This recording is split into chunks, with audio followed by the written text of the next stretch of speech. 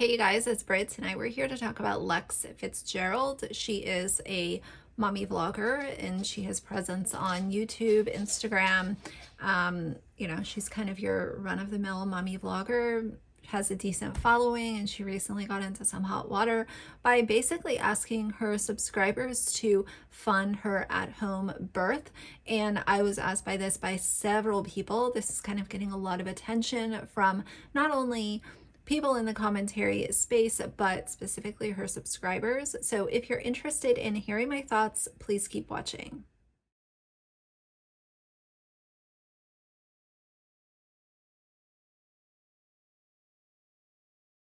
All right, you guys. So Lex, like I said, is a mommy influencer, a mommy vlogger. She is married. Her husband's name is Dan. And on Instagram, she has 73.6 thousand followers, and over on YouTube their channel name is the Fitzgeralds, and as of filming this they have 109,000 subscribers.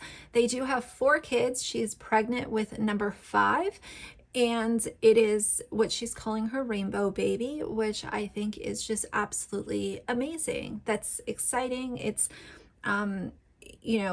unfortunately this is a road that many people travel when trying to conceive and trying to grow their family. So before I get into kind of the issues at hand, I also want to say that it's very exciting to be able to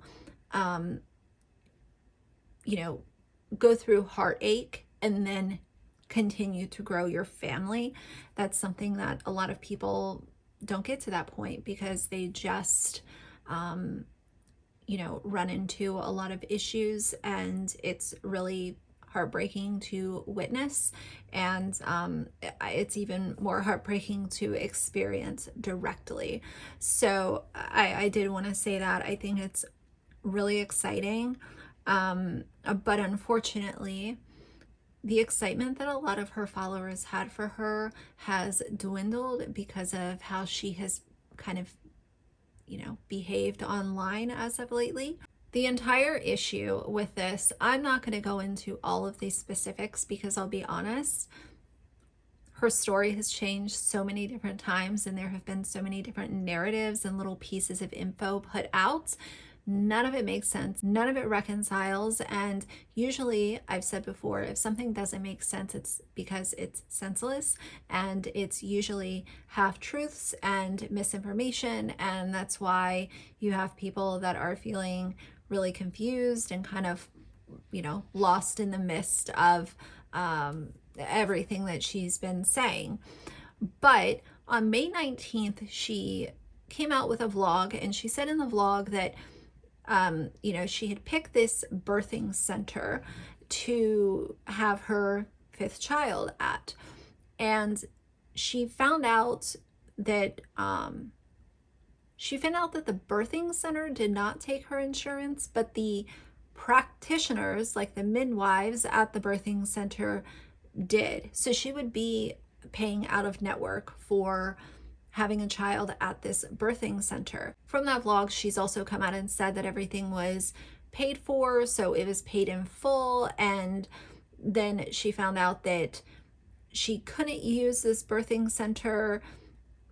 Long story short, she did end up getting a refund, but what she's trying to do, and what she's been trying to do over the last little while, is she's putting out Sadfishing stories and, pieces of information where she is hysterically crying, almost hyperventilating, very, very upset. And she's putting this out to her subscribers alongside her Venmo, and she wants to do a home birth.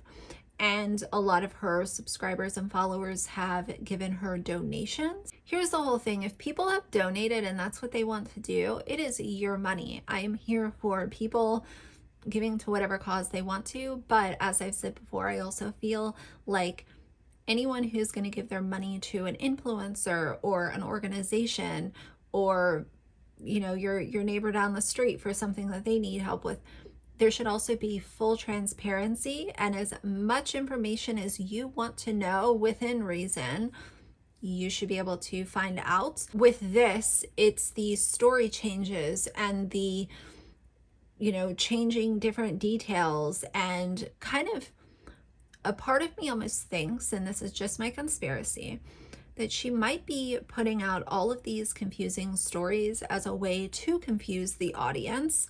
At a certain point, it's almost like she has lost the audience during this period of time so much where they don't even know how to ask questions because they've been so lost with all of the different narratives and pieces of information that she's been giving out to them. Does that make sense? So it's almost like I'm going to confuse you so much that you're not even going to want to ask me questions because you're just going to feel so overcome with confusion and not knowing which way to go with this. So you're just not going to ask any questions. And of course, that's only my conspiracy. Let's talk for a quick second about this birthing center and her not wanting to have her baby at a hospital. She compared not being able to have her baby at the birthing center to being homeless. She said that she now doesn't have a safe place to have her baby.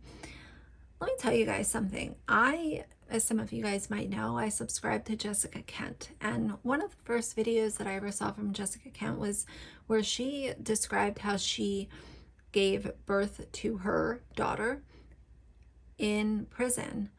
And I remember hearing her story and it brought tears to my eyes because I heard the devastating details of what it looks like to have a baby in prison in the United States. And it's traumatizing and sad and nothing positive, nothing enlightening. Like, all of it is just traumatic and full of sadness for the mother who has to go through this. And do not get me started on the comments about, oh, well, if you don't want to have a baby in jail, then don't go to jail. Save it. I'm not even going to do that. That's not what I'm here for. But to hear this woman who is financially well off, a family vlogger, makes money by putting mediocre content out onto the internet, exploiting her kids and not giving them any privacy, to hear her compare having a child at a hospital to being homeless made me sick to my stomach. It's appalling, it's embarrassing, and it really goes to show me very quickly what someone's character is made up of when they make such an insane comparison within 20 minutes of me reviewing their content. It's disgusting. Now, before the birthing center gave her a refund, one of the theories that I was thinking is, did any of this kind of fallout have to do with her wanting to vlog the birth? That's just a random conspiracy that I'm going to put out there. It's a logical question to ask. So, I guess it's not technically a conspiracy because it would kind of make some sense. If you have had a child in a birthing center, or if you've worked in a birthing center, or you know anything about this, and you know the answer to this question, do they care about people that want to vlog or live stream giving birth? Is that even a thing? You guys tell me. The thing that really got to me with this was she didn't come out and say, you guys have to send me money. You have to send me money for this, like, please. What she was doing was she was putting out confirmations from receiving Venmo from other people, and combine that with her literally melting down, crying under all of this stress. What it's doing is sadfishing. You're playing off people's emotions. You're showing them that you're visibly upset, and then you're showing that other people are sending you money through Venmo, and therefore you're indirectly asking them to help you to relieve some of this emotional stress that you're allegedly under. all because you don't want to go to the hospital. What a privilege to have that as a complaint.